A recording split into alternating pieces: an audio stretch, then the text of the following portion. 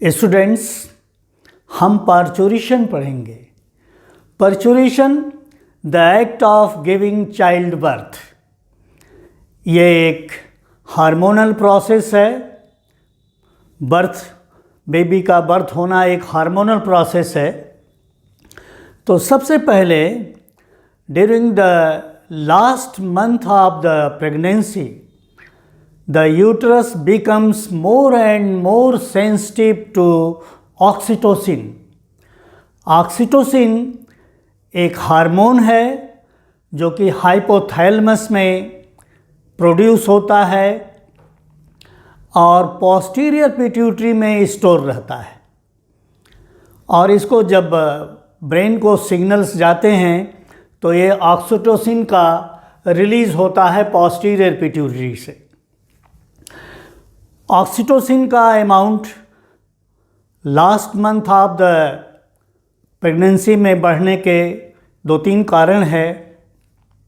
पहला कारण तो ये है कि जो मायोमेट्रियम है यूट्रस की, जो मसल लेयर है, वो मोर एंड मोर सेंसिटिव हो जाती है ऑक्सीटोसिन रिसेप्टर्स के लिए। उसमें बहुत ऑक्सीटोसिन रिसेप्टर्स डेवलप कर जाते हैं और ऑक्सीटोसिन को अट्रैक्ट करते हैं, बाइंड करते हैं। दूसरा कारण ये होता है ऑक्सीटोसिन का अमाउंट बढ़ने का लास्ट टाइम कि जो एस्ट्रोजेन है, एस्ट्रोजेन कहते हैं, एस्ट्रोडियोल कहते हैं, एस्ट्रोजेन कहते हैं, इसको कई नामों से एस्ट्रोजेन को कहते हैं। तो एस्ट्रोजेन का जो सेक्रीशन है वो प्लेसेंटा के द्वारा बहुत ज़्यादा इंक्रीज़ कर जाता है। वो भी शायद ऑक्सीटोसिन सेक्रीशन के लिए रिस्पांसिबल होता है। और जो मायोमेट्रियम है यूट्रस की मसल लेयर, उसमें ऑक्सीटोसिन रिसेप्टर्स के नंबर्स को बहुत बढ़ा देता है ये एस्ट्रोजेन। और दूसरा कारण होता है कि लास्ट मंथ में लास्ट टाइम जो प्रोजेस्टेरॉन का सेक्रीशन है वो बहुत डिक्रीज़ कर जाता है, बहुत कम हो जाता है। प्रोजेस्टेरॉन कम हो जाएगा, एस्ट्रोजेन बढ़ जाएगा। तो प्रोजेस्टेरॉन जो यूट्रस के कॉन्ट्रैक्शन को रोके रखता है, यूट्रस को कॉन्ट्रैक्ट नहीं होने देता, इनहिबिट करता है, रिलैक्स रखता है, वो इनहिबिशन रिलीज़ हो जाता है प्रोजेस्टेरॉन के डिक्रीज़ हो जाने के कारण। तो यूट्रस अब कॉन्ट्रैक्टिंग पोजीशन में आ जाता है। और लास्ट फेज़ में जो फीटस है वो कॉर्टिसोल का सेक्रेशन देता है अपने एड्रिनल कॉर्टेक्स से। तो फीटल के एड्रिनल कॉर्टेक्स से कॉर्टिसोल का सेक्रेशन होगा जो कि स्टिमुलेट करेगा एस्ट्रोजन सेक्रेशन को। एस्ट्रोजन का सेक्रेशन बढ़ जाता है और डिक्रीज़ करेगा प्रोजेस्टेरॉन का सेक्रेशन, और यूट्रस की मसल को स्टिमुलेट करेगा प्रोस्टाग्लैंडिन्स के सेक्रेशन के लिए। ऑक्सीटोसिन और प्रोस्टाग्लैंडिन्स जो है पावर ऑफ कॉन्ट्रैक्शन को बहुत बढ़ा देता है। तो और जब दोनों एक साथ एक्ट करते हैं, सिनर्जिस्टिकली एक्ट करते हैं, जब दो चीज़ें एक साथ एक्ट करें और उनका पावर बहुत बढ़ जाए तो ऐसे एक्शन को सिनर्जिस्टिक एक्ट कहते हैं। तो जब दोनों ऑक्सीटोसिन और प्रोस्टाग्लैंडिन्स जो यूट्रस की वॉल से सेक्रीट होती हैं, दोनों मिलके काम करती हैं, तो यूट्रस की वॉल बहुत स्ट्रांगली कॉन्ट्रैक्ट करने लगती है। इस समय जो ऑक्सीटोसिन का रिलीज़ होता है पोस्टीरियर पिट्यूटरी ग्लैंड से, वो वेव्स के रूप में आता है। वेव्स जैसे चलती हैं, वेव इस तरह से चलेगी, कभी कम, कभी नीचे, कभी ज़्यादा, कभी कम। तो इस तरह से ऑक्सीटोसिन का जो रिलीज़ है वो वेव्स के रूप में आने लगता है, कम ज़्यादा कम जाते। और यहीं से शुरुआत होती है ऑनसेट ऑफ कॉन्ट्रैक्शंस की। यूट्रस की जो वॉल है वो कॉन्ट्रैक्ट करना स्टार्ट करती है।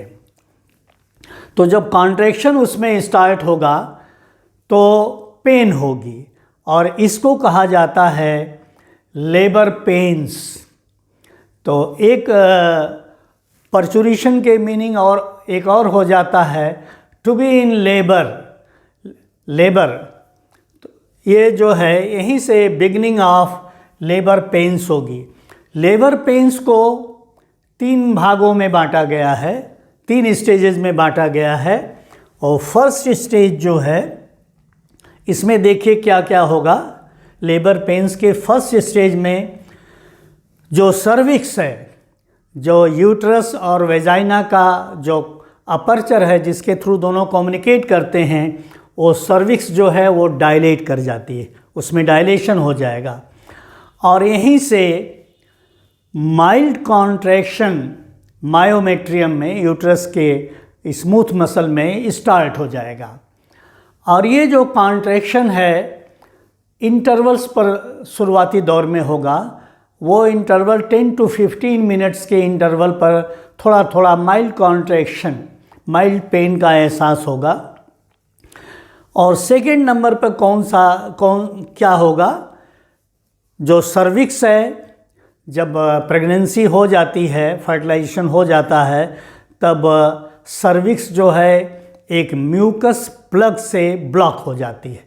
एक थिक म्यूकस का प्लग बन जाता है जो स्पर्म को अब फर्दर एंट्री नहीं देता है। तो जो म्यूकस का प्लग बनता है that pushes away down the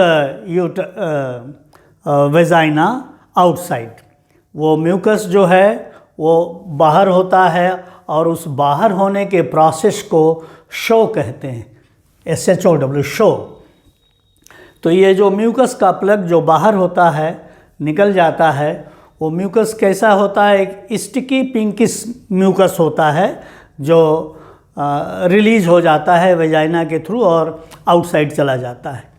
जो तीसरी घटना होगी, जो थर्ड इवेंट होगी, वो होगी जो फीटस अपने एक एमनियोटिक मेम्ब्रेन से कवर्ड होता है और उस एमनियोटिक मेम्ब्रेन और फीटस के बीच में फ्लूइड भरा होता है। तो जो फीटस है वो अपने प्राइवेट पॉन्ड में रहता है। तो वो जो फ्लूइड है एमनियन बर्स्ट करेगी और बर्स्ट करेगी तो वाटर ब्रेक होगा। उसके अंदर जो फ्लूइड है वो ब्रेक कर जाएगा, निकल जाएगा।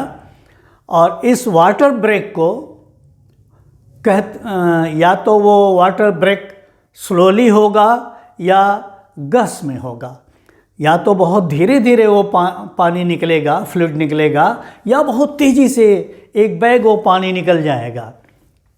जो चौथी घटना होगी वो होगी कि a positive feedback control of oxytocin production. Oxytocin production जो है वो पॉजिटिव फीडबैक से होने लगेगा।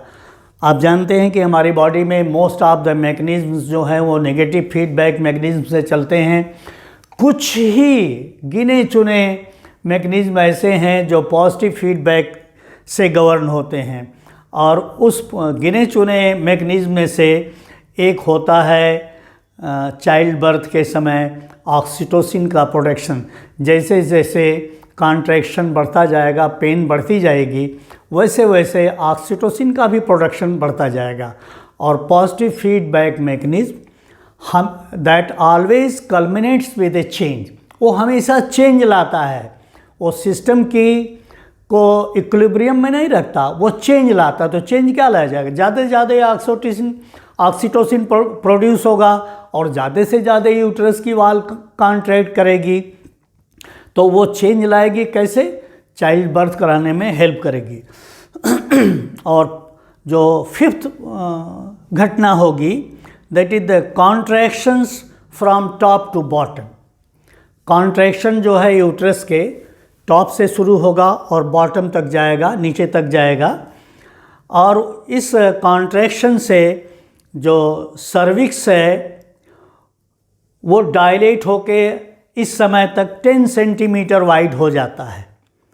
और 10 सेंटीमीटर वाइड हो जाने से जो फीटस या बेबी का जो हेड है उसको वो अलाउ करता है अपने थ्रू बाहर होने के लिए। तो बेबी का जो हेड है वो सर्विक्स अपर्चर से बाहर आ जाता है, अलाउ कर देता है, इतनी चौड़ाई हो जाती कि हेड पहले आ जाता है। फिर लेबर पेन्स की जो सेकेंड स्टेज होगी वो होगी बेबी इज़ बॉर्न, बच्चा पैदा हो जाता है। यूजुअली हेड फर्स्ट, पहले हेड आता है, उसको head is pushed out of the uterus through the vagina, वो बाहर आ जाता है। The placenta is, the baby is breathing, as soon as the baby is breathing, जैसे ही बेबी ब्रीथ करना शुरू कर, फर्स्ट क्राई के साथ ही ब्रीदिंग स्टार्ट हो जाती है, तो उस प्लेसेंटा को दो जगह क्लैम्प कर देते हैं, बांध देते हैं। और उस जब नॉर्मल ब्रीदिंग हो जाती है तो दो जगह क्लैम्प किया हुआ है प्लेसेंटा, उसको बीच से कट कर देते हैं और कट करके प्लेसेंटा से बेबी को अलग कर देते हैं। ये हो गई सेकेंड स्टेज की बात। और थर्ड स्टेज में this is the birth of placenta. Baby तो बाहर हो गया, बेबी की तो बर्थ हो गई, अब प्लेसेंटा को बाहर आना है, तो थर्ड स्टेज कहा जाता है this is the birth of the placenta. Placenta and associated membranes, placenta के साथ जितनी और मेम्ब्रेन्स हैं, कोरियानिक मेम्ब्रेन जो थी और एलेंटॉइज थी, एमनियोनिक मेम्ब्रेन थी, ये सारी मेम्ब्रेन्स और कुछ यूट्राइन स्ट्रक्चर्स जो उसकी एंडोमेट्रियम की हैं, वो सारी चीज़ें जो हैं वो collectively they are called as afterbirth. Placenta plus associated membranes are collectively called as afterbirth. तो ये सारी चीज़ें बाहर आ जाती हैं, बेबी अपना नॉर्मल लाइफ लीड करना शुरू कर देता है, और यही है बर्थ, और यही है पर्चुरेशन, the act of giving childbirth. Thank you.